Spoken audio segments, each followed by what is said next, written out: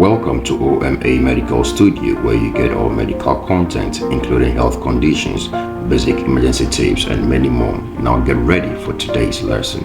Again, this is O.M.A Medical Studio, and another interesting heading. Did I say heading? Yes, another interesting episode today. And today is something we've all been battling with. You understand? We've all tried to explain to people, explain to our colleagues who are already into it, to put a stop to it.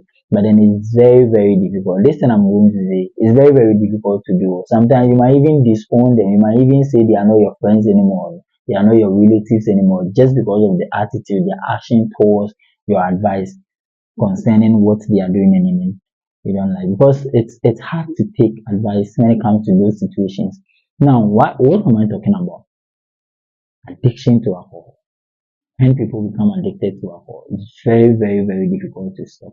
And what we are going to do today is to discuss why it is difficult to stop addiction to alcohol.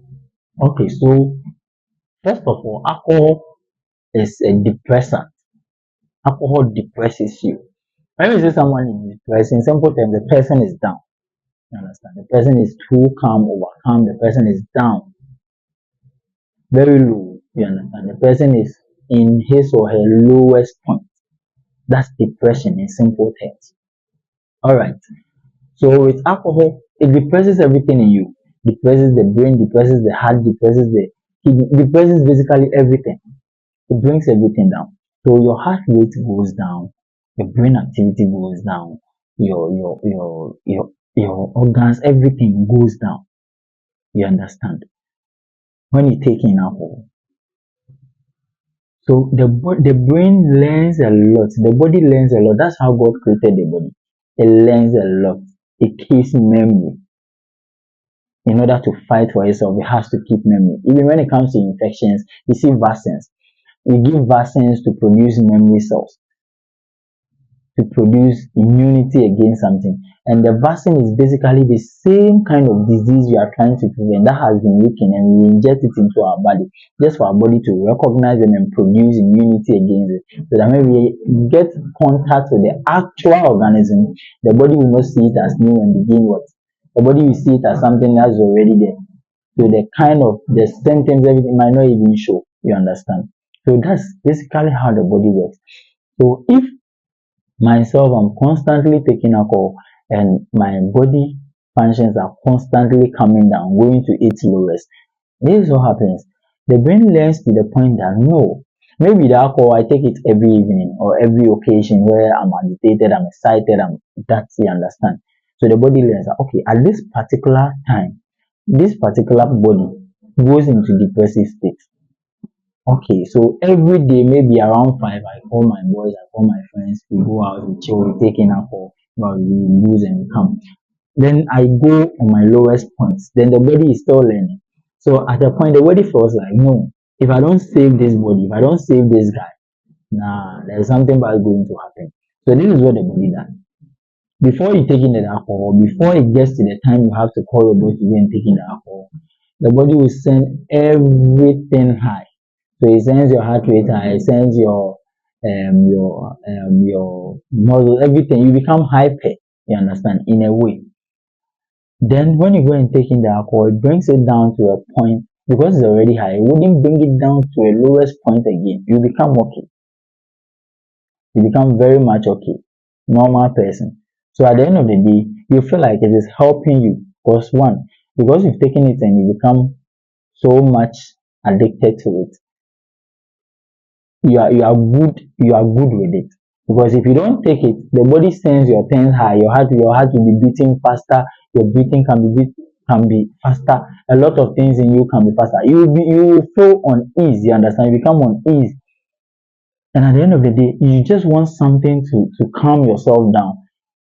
Then alcohol comes in. Then go and take it. It calms you down and you are normal. So with this thing, you think if anyone advises you to stop, you stop? No. Why? Because it's helping you. You high and then it calms you down. So when you are angry, you feel like you're high, you go and take it, it calms you down. When you are this, you understand. So you can imagine when people are very much agitated or very much angry, like anxious about certain things, anxiety and all that, some of the things they resort to is alcohol just to calm themselves down because it's a depressant. So that's how the body learns. So this is what happens when there is a withdrawal syndrome and there is intoxication. So now the withdrawal syndrome, when you tell people to stop, this is what you are telling them to do. This is what is going to happen to them. That's the more reason why they are likely to relapse. They are likely to go back. Now the person has been taking alcohol for a certain point in time. Then you ask the person to stop. The person was taking the alcohol maybe every 4 to 5 p.m. every day. When it gets there, when it's about getting there, the body raises everything. The person becomes on ease. Now I have to take alcohol. Where is the alcohol? So everything goes high. If it goes high to the point the person doesn't take the alcohol and it becomes persistent, they rise the person to the hospital, and that's withdrawal syndrome. You trying to withdraw the person from alcohol, that's the effect the person is going to get. So this is why they are likely to relapse. It's very, very difficult for them to stop. So it's not easy. It's not like sometimes if you are advising them and they are not taking, it's not like it's easy to take, you understand? It's not easy. The body has learned to that point that this person likes taking alcohol at this time too much. Nti whatever you do, let me send everything, because if this to be another sound so I'll be in trouble. Then let me raise everything high so that into a said the never form it wouldn't send me down to the point that I'll feel bad, or to the point I can lose myself. So the body helps you to do that. So if at that time if the person doesn't take in alcohol and it senses how the person become uneasy, there can be seizure attacks, there can be palpitations, there can be a lot of things. There can be sudden collapse, there can be low sugar levels, a lot of things. Then the person is right to the facility. That's withdrawal syndrome. Then the difference between it and intoxication, the alcohol intoxication, is that alcohol intoxication is when the person takes it. Sometimes there could be someone who is a teetotaler, like the person doesn't even like alcohol. The person hasn't even taken alcohol before. Then the person takes in a higher, huge quantities of alcohol. Then the person goes and depresses the point to the person depresses the person to the point everything is down. And there can be seizure attacks, you understand, a lot of things. So their histories will tell you whether it's alcoholic withdrawal syndrome or there is what it is intoxication. So that is it. This is why it's very difficult to advise people to stay away. People who are addicted to some stuff, to stay away from it. The body learns a lot. The body is a learning machine.